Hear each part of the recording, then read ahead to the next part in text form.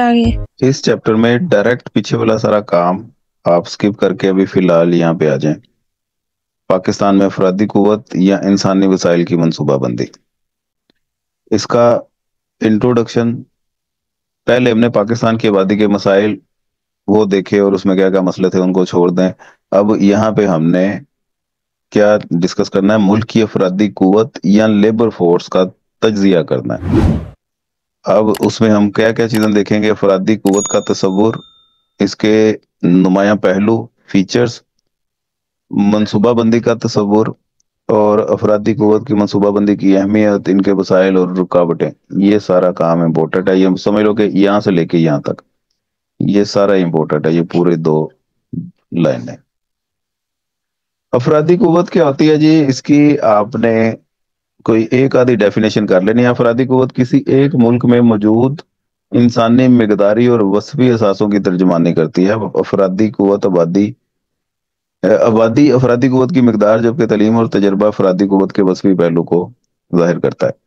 अफरादी कुव्वत दो तरह से देखी जाती है, एक वस्फी और एक मिकदारी, यानी कि क्वालिटेटिव क्वांटिटेटिव।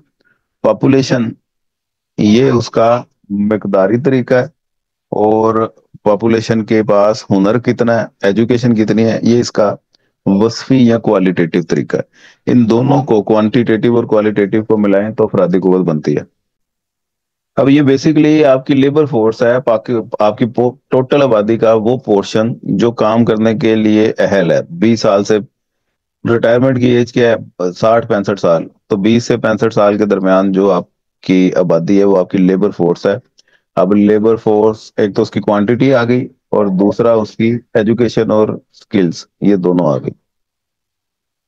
पाकिस्तान में अफरादी कुव्वत या इंसानी वसाइल के नुमाया पहलू कौन कौन से हैं, ये थोड़ा सा इसका बैकग्राउंड है, कुछ फैक्ट्स एंड फिगर्स लिखे हुए हैं, इसको आपने पढ़ लेना है। ये इसके सारे इंपॉर्टेंट फीचर्स हैं। अफरादी कुव्वत का काम वहां पे खत्म हो गया। अब अफरादी कुव्वत की मंसूबाबंदी, ये एक सेपरेट टॉपिक है, ये भी इंपॉर्टेंट है, बल्कि ये वाला इनफैक्ट ज्यादा इंपॉर्टेंट है, इसको ज्यादा ध्यान से आपने कर लेना। Concept and definition of man power planning. अफरादी कुव्वत की मंसूबाबंदी का तस्वुर ज्यादा पुराना नहीं है, इसे ज्यादातर तरक्की याफ्ता ममालिक में इस्तेमाल किया जाता है, जबकि कम तरक्की याफ्ता ममालिक के यहाँ ये अमल ज्यादा अमल पजीर नहीं है। ताहम ये तस्वुर दिन ब दिन ज्यादा अहमियत हासिल करता जा रहा है। अफरादी कुव्वत की मंसूबाबंदी की में अफरादी कुव्वत की तलब और उसकी रसद, उन दोनों के दरमियान तवाज़नी हालात पैदा करना है। अफरादी कुव्वत की मंसूबाबंदी को किसी मईशत की अफरादी कुव्वत की मकदारी और वस्फी पैमाइश का नाम भी दिया जाता है। आगे इसकी प्रोफेसर लंच के मुताबिक, ये कैसा नाम है, लंच है कि लिंच है? ये अफरादी कुव्वत की मंसूबाबंदी जी। का ताल्लुक अफरादी कुव्वत के बारे में पॉलिसियों, प्रैक्टिसेस और तरीकाकार से होता है, ताकि लोग मुनासिब जगहों पर मुनासिब मकदार में मुलाजमतें हासिल कर सकें। अफरादी कुव्वत की प्लानिंग का मतलब है कि ज़राअत में आपने कितनी लेबर लगानी है, सनत में कितनी लगानी है, इंडस्ट्री में, कम्युनिकेशन में कितने लोगों को नौकरियां चाहिए। अखबारों में भी इश्तेहार आते हैं ना कि नौकरियां रिक्वायर्ड हैं, स्केल 17 की, स्केल 4 की, 15 की, 14 की। तो ये भी मैन पावर प्लानिंग है ना, एक प्लानिंग के तहत ही वो देते हैं, क्योंकि उनको पता होता है कि एक साल में हमने कितने लोगों को भर्ती करना है। स्केल 17 के कितने मुलाजमीन भर्ती भर्ती करने हैं, 18 के कितने करने हैं, कितने रिटायर होंगे, कितने नए लोगों को जॉब देनी है, कौन से नए डिपार्टमेंट बनाने हैं, ये सारी मैन पावर प्लानिंग ही है। तो ये एक आधी डेफिनेशन इनमें से याद कर लेना। और आगे हम आते हैं डायरेक्ट अब मैन पावर प्लानिंग या अफरादी कुव्वत की मंसूबाबंदी की जरूरत और अहमियत। अब ये कुछ पॉइंट हैं जिसकी वजह से इसकी अहमियत का हमें पता चल जाता है। सबसे पहला, मंडी की नाकामलियात। मंडी की नाकामलियात, जैसा कि आपको पता है, तरक्की पजीर जैसे ममालिक में मंडी की नाकामलियात ही रहती हैं। कहीं पे इजारादारियां बनी हुई हैं और कहीं पे लोगों ने फजूल की जखीरा अंदोजी की हुई है, और इस किस्म की नाकामलियात को दूर करने के लिए फिर अफरादी कुव्वत की मंसूबाबंदी वो बहुत ज्यादा अहम हो जाती है, क्योंकि फिर उसके मुताबिक हुकूमत ये देखेगी कि कौन से शोबे में इजारादारियां लोगों ने कायम की हुई हैं, वहां पे फिर ज्यादा लेबर लगाएगी ताकि इजारादारियां खत्म हो। कहाँ पे जखीरा अंदोजियां हो रही हैं, ब्लैक स्टॉक मार्केटिंग हो रही है, और उसको भी खत्म करने के लिए अफरादी मंसूबाबंदी वो कारआमद हो सकती है। समझे बात?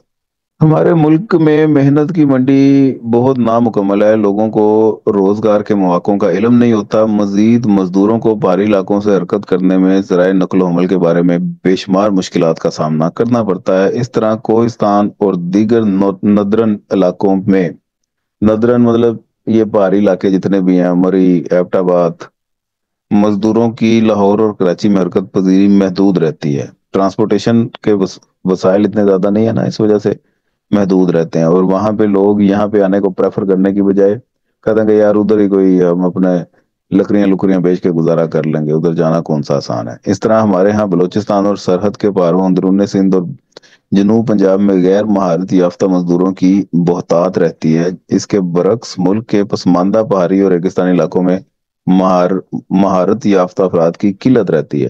ان قلتوں اور بہتاتوں کے نتیجے میں ملک کے مختلف علاقوں میں مختلف متغیرات مختلف شرحوں سے ترقی کرتے ہیں۔ ان مسائل کی بنا پر عاملین پیدائش کے غیر معیاری اشتراک حاصل ہوتے ہیں، جن سے قیمتوں میں انتشار کی صورتحال پیدا ہو جاتی ہے۔ لیکن اگر مناسب افرادی قوت کی منصوبہ بندی کی جائے تو یہ تمام مسائل ختم ہو سکتے ہیں۔ قدرتی وسائل کی دریافت اور استعمال، ہمارے ملک میں ایک طرف تو قدرتی وسائل کی قلت ہے، دوسری طرف جو موجودہ وسائل ہیں ان کا غیر معیاری استعمال ہو رہا ہے، استعمال کرنا ہی نہیں پتا، ان کا یوز کا ہی نہیں پتا، فضول آدھے سے زیادہ تو وہ چیز ضائع کر دیتے ہیں پروڈکشن کے لیے۔ اس لیے نہ صرف وسائل کو ڈھونڈنا بلکہ جو وسائل ہیں ان کا معیاری استعمال بھی کرنا ہے۔ زمینوں کو سیم و تور سے بچانا ہے، نہری نظام بہتر کرنا ہے، پانی کے ضیاع کو روکنا ہے، پہاڑوں سے آنے والے پانی کو وہ استعمال میں لے کے آنا ہے، اس سے پھر بجلی پیدا کرنی ہے، معدنیات کو دریافت کرنا ہے، تیل و گیس کی تلاش کے کام کو تیز کرنا ہے، اور اس تمام کام کے لیے افرادی قوت کی منصوبہ بندی بہت ضروری ہے۔ نمبر 3، بہتر تعلیم و تربیت۔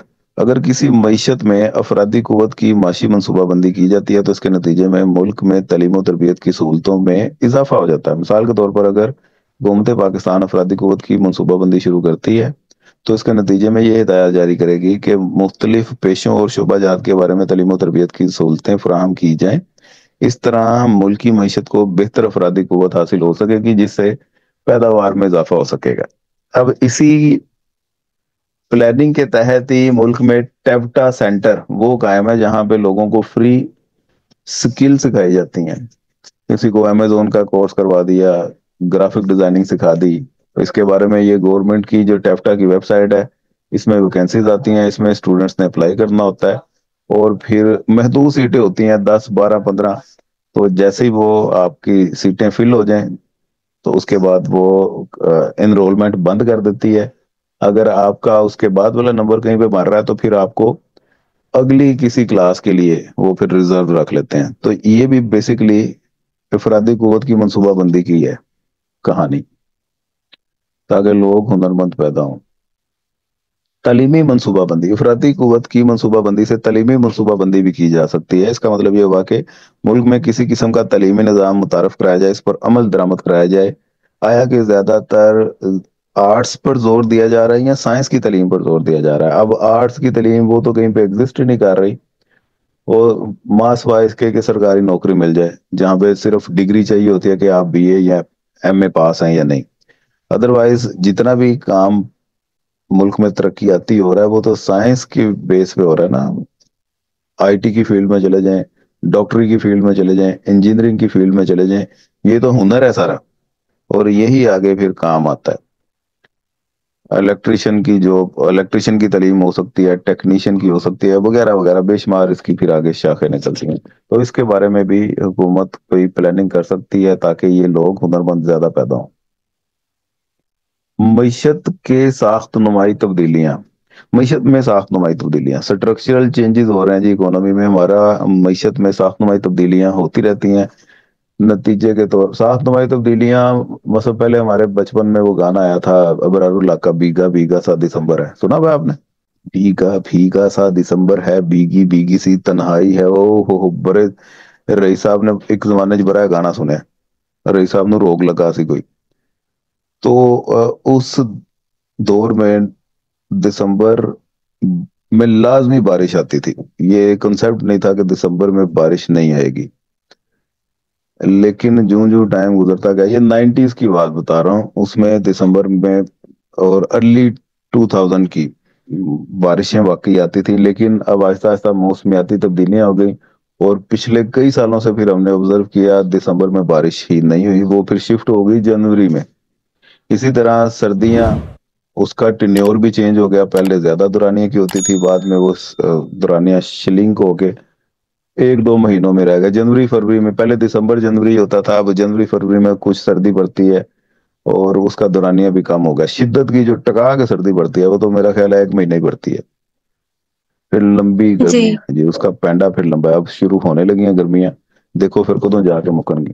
ہماری معیشت میں ساخت اور نمائی تبدیلیاں ہوتی رہتی ہیں، نتیجے کے طور پر مزدور طبقہ اور دیگر افراد زراعت سے صنعت اور شعبہ خدمات میں حرکت پذیر ہو رہے ہیں۔ ایسی صورتحال دیہاتوں سے شہروں اور پہاڑوں سے میدانوں کی طرف منتقل یا نقل پذیر ہو رہی ہے۔ اس تمام پاپولیشن کو کنٹرول کرنے کے لیے، ان کو استعمال میں لانے کے لیے پھر پراپر افرادی قوت کی معاشی منصوبہ بندی کی ضرورت ہے، تاکہ یہ لوگ پھر اچھے طریقوں سے ملک کی ترقی میں اپنا رول ادا کر سکیں۔ نمبر 6، بڑھتی ہوئی آبادی۔ یہ مسئلہ ہے ایک پاکستان کا۔ ہمارے ہاں بڑھتی ہوئی آبادی ایک فیشن ہے اور ایک ٹرینڈ ہے، تو اس پاپولیشن کو اگر ساتھ ساتھ کوئی منصوبہ بندی کے ساتھ پراپر پلاننگ کی جائے کہ لوگوں کو ایجوکیٹ کرنا ہے، ان کو کوئی نہ کوئی ہنر دینا ہے، تعلیم دینی ہے، جس سے یہ پھر کل کو کسی کے آگے ہاتھ نہ پھیلا سکے، اپنا کام خود کر کے کھا سکیں، اور اس سے آپ کے ملک کی بھی ترقی ہوگی، تو یہ اس لیے بھی پھر ضروری ہے۔ اس بڑھتی ہوئی آبادی کو ٹریک میں لانے کا یہی طریقہ ہے کہ افرادی قوت کی منصوبہ بندی کی جائے۔ اب یہ سارے اس کی اہمیت ہو گئی، اس کے امپورٹنس کے پوائنٹ تھے۔ اب آگے اگر وہ آپ سے پوچھتا ہے کہ اس کے آبجیکٹیو کیا ہیں، تو آبجیکٹیو بھی اگر آپ خود سے بھی یہ لکھنا چاہو تو پوائنٹ لکھ سکتی ہو، ادھر سے دیکھ لیتے ہیں کیا کیا پوائنٹ ہیں۔ جمعیت، محنت یا لیبر فورس میں توسیع۔ آپ اپنی لیبر فورس میں توسیع کرنا چاہتے ہیں، ایکسپینڈ کرنا چاہتے ہیں، ایک تو یہ اس کا مقصد ہو سکتا ہے، کیونکہ جتنی ملک میں لیبر فورس زیادہ ہوگی اتنا ہی ملک زیادہ ترقی کرے گا، نیشنل انکم آپ کی زیادہ ہوگی۔ سمجھ لگ رہی ہے بات؟ نمبر 2، موجودہ افرادی قوت کا معیار بہتر بنانا۔ افطاری میں کیا کیا کھاتے ہو آپ لوگ؟ ساری چیزیں۔ سموسے کچوریاں کھاتے ہو؟ سموسے ہوتے ہیں؟ کچوریاں نہیں ہوتی ادھر؟ نہیں، یہ سموسے ادھر پکوڑے کتنے، ہوتے سموسا کتنے کا ملتا ہے ادھر؟ ہیں، 40 کا ہے۔ اچھا، وہ آلو والا؟ نہیں، سمپل سموسے جو ہوتے ہیں آلو والے۔ آلو والا ہی ہوتا ہے نا، سمپل سموسا ہی ہے۔ جی 40 کا؟ اچھا اچھا اچھا اچھا، یہاں پہ 50 کا ملتا ہے، اور جو دکان زیادہ مشہور ہو جائے جس طرح بٹ سویٹ والے ہیں، نیو بٹ سویٹ والے ہیں، وہ تو 70 روپے کا دے دیتے ہیں، اور 70 روپے کا دیتے ہیں، اس کے باوجود آپ اتنی آسانی سے لے نہیں سکتے، لائنیں لگی ہوتی ہیں۔ موجودہ افرادی قوت کا معیار بہتر بنانا۔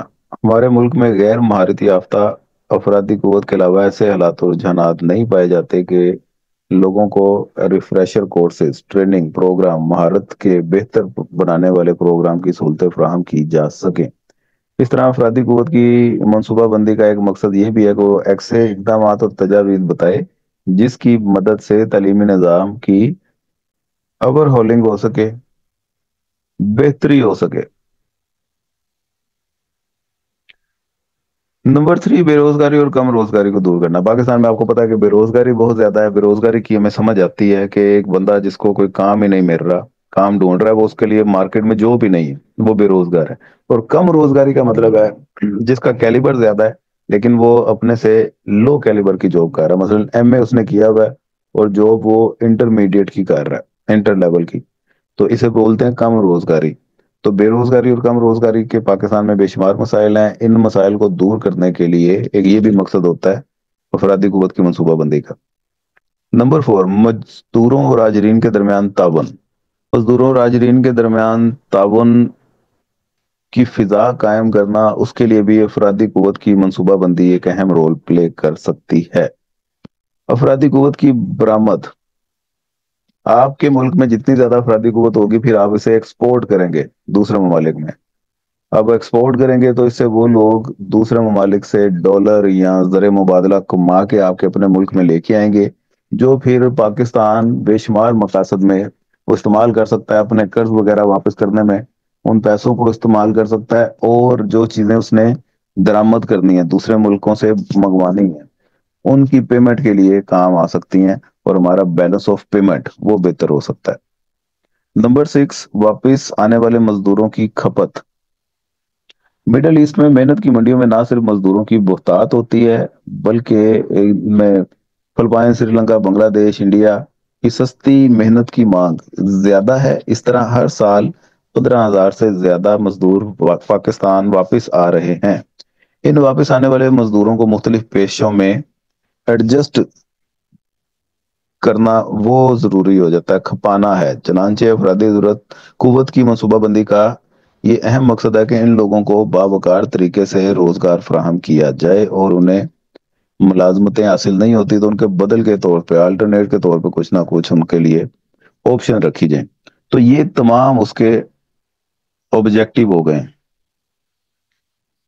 آبجیکٹیوز کے بعد انسانی وسائل یا افرادی قوت کی منصوبہ بندی کی راہ میں رکاوٹیں کون کون سی ہیں؟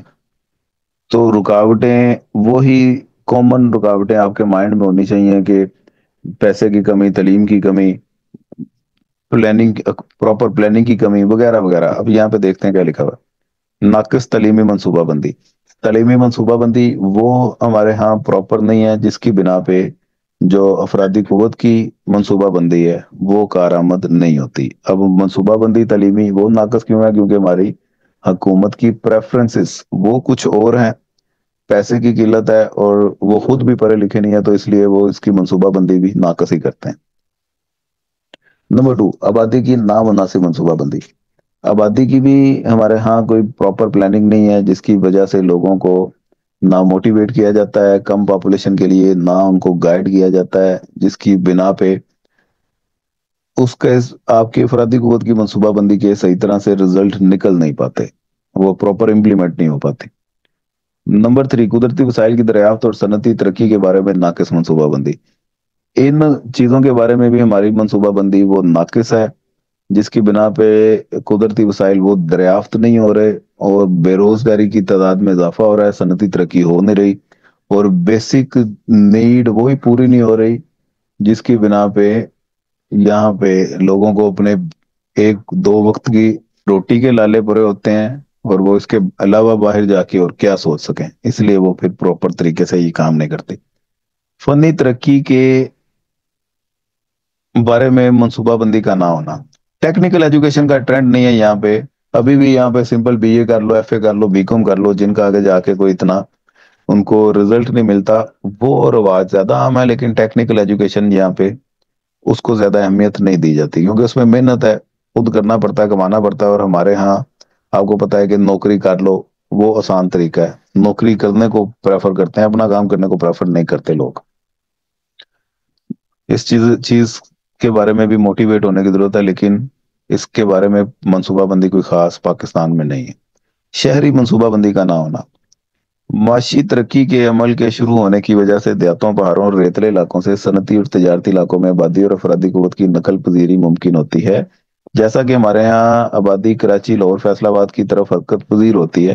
ان شہروں میں آبادی کے دباؤ کے نتیجے میں رہائشی یونٹ، پانی، بجلی، گیس، ذرائع نقل و حمل، سڑکیں وغیرہ کی طلب میں اضافہ ہو جاتا ہے، اور ہمارے ہاں شہری منصوبہ بندی کا فقدان ہے۔ نتیجہ کے طور پہ افرادی قوت کی منصوبہ بندی بھی وہ کیسے ممکن ہو سکتی ہے؟ روزگار کے بارے میں منصوبہ بندی کا نہ ہونا۔ اب روزگار کے بارے میں بھی منصوبہ بندی ہماری پراپر نہیں ہے، اور اگر ہے بھی تو وہ امپلیمنٹ اچھے طریقے سے نہیں ہوتی۔ پاکستان میں منڈی کی ناکامیابیاں پائی جاتی ہیں، خصوصاً دیہاتوں میں رہنے والے مزدوروں کو روزگار کے مواقع کا علم ہی نہیں ہوتا، جہالت عام پائی جاتی ہے، روزگار کے بارے میں حکومت کی ادارے بہتر تشہیر نہیں کر پاتے، بہت سے مزدور جیسے پڑے ہوئے ان محض تعلقات کی اور ان پر محض تعلقات کی بنا پر روزگار حاصل کرنے میں کامیاب ہو جاتے ہیں۔ ان حالات میں افرادی قوت کی منصوبہ بندی کاغذوں میں ہی صرف دیکھنے میں آتی ہے، ویسے سفارشوں کا سسٹم ہے، اور جس کا کچھ اثر و رسوخ اور تعلقات ہیں ان کو نوکری مل جاتی ہے، باقی بیچارے وہ علم نہ ہونے کی بنا پر اور گورنمنٹ کی پراپر تشہیر اور ایڈورٹائزنگ نہ ہونے کی بنا پر ان کو جاب نہیں مل پاتی. یہ سارے پرابلمز ہیں. منصوبہ بندی، مین پاور پلاننگ کی پرابلمز، یہ ساری ہم نے ڈسکس کر لی. اب ان کو دور کرنے کے اقدامات، اوبویسلی اوپر جو پرابلم ہم نے ڈسکس کی ہیں انہی کو بہتر کر دیا جائے تو یہ رکاوٹیں دور کرنے کے اقدامات ہوں گے. مثلا تعلیم کو عام کر دیا جائے، آبادی کو کنٹرول کیا جائے اور اس کی معدنی اور صنعتی پالیسیوں کا اعلان کیا جائے، منڈی کی ناکامیات کو دور کیا جائے وغیرہ وغیرہ. یہ سارے وہ پلان ہیں جس کی بنا پہ آپ کی یہ منصوبہ بندی، افرادی قوت کی منصوبہ بندی وہ بہتر ہو سکتی ہے. یہاں تک یہ آج کا کام ہے. ادھر دیکھیں.